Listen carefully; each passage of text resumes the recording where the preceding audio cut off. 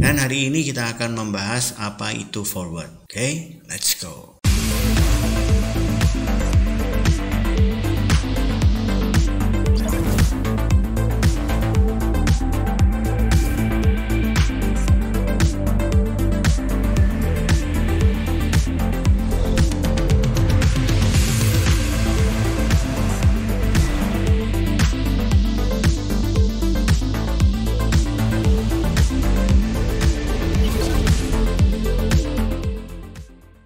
Hai, kita ketemu lagi di Matahari Basic, di mana kita akan membahas banyak hal dengan cara sederhana dan analogi yang mudah dipahami.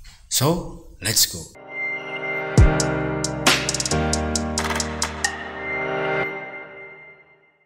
Oke, nah sekarang kita masuk ke penjelasan forward. Apa itu forward? Forward, kalau dari keterangannya kan ini, kontrak untuk pengiriman di masa depan. Nah, bagaimana ilustrasinya?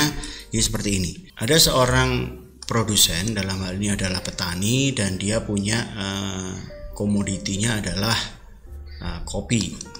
Nah, kopi yang masih karungan begitulah. Petani atau produsen itu selalu pengen harga itu naik, ya kan? Dia pengen kalau jualan ya mahal, semakin mahal semakin bagus, itu keuntungan buat dia. Di sisi lain itu ada namanya namanya manufaktur. Di sisi manufaktur itu dia pengen harga itu kebalikannya, turun. Karena pabrik pengolahan kopi itu butuh stok kopi kalau bisa dengan harga yang paling rendah, kan gitu konsepnya. Anggap saja si produsen kopi ini bisa memproduksi 10 ton. Oke, dan dia bisa mengirimkan setahun mungkin 2 kali lah, berarti per 6 bulan. Nah di sini si manufaktur itu juga butuh 10 ton, matching kan? Ini dia butuh 10 ton. Kalau per 6 bulan 10 ton, oke lah, saya cukup buat pabrik saya. Oke, kalau gitu deal. Oke, deal. Anggap saja si petani ini menawarkan harga itu di 110.000 per kilo.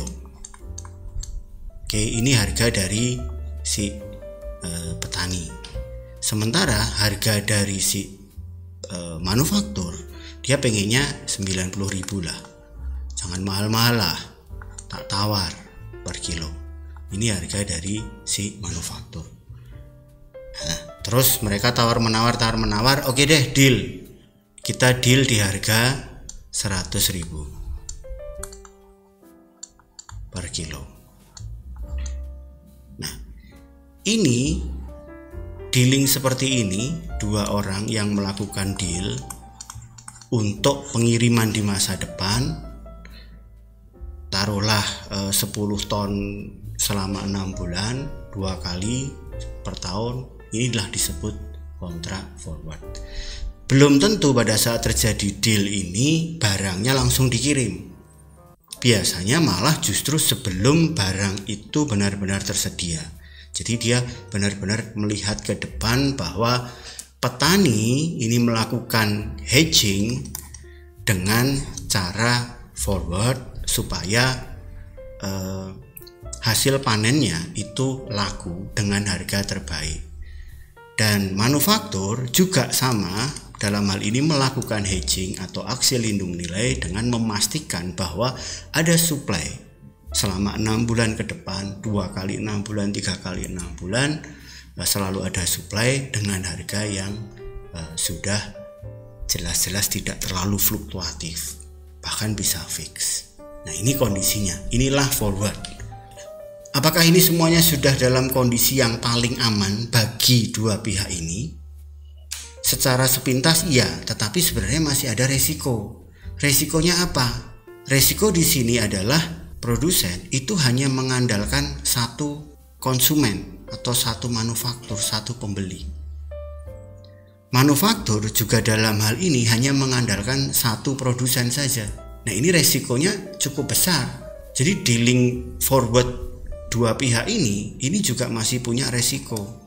Bagaimana supaya tidak beresiko? Idealnya produsen di sini itu juga harus mempunyai pembeli yang lain, manufaktur yang lain. Begitu pula sebaliknya, manufaktur di sini juga punya petani-petani yang lain, punya produsen-produsen yang lain. Sehingga ketika terjadi sesuatu, misalkan dari segi petaninya atau produsennya, ketika terjadi sesuatu bahwa pabrik di sini ini gagal untuk membeli, dia masih punya manufaktur yang lain. Dan dari segi manufaktur, ketika petani ini gagal untuk mengirimkan kopi, masih punya produsen-produsen yang lain. Nah, ketika ini terjadi, ada kondisi ideal seperti ini ada banyak petani, ada banyak produsen, dan ada banyak manufaktur yang membutuhkan, maka muncullah di sini market. Marketnya apa? Ya, ini adalah market derivatif tadi.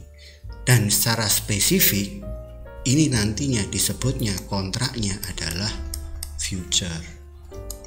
Kenapa? Kenapa tidak kontrak forward? Nah, ini menjadi menarik. Oke? Tapi yang jelas ini dulu lah ya. Forward kita sudah tahu. Dan kita langsung akan menuju yang future.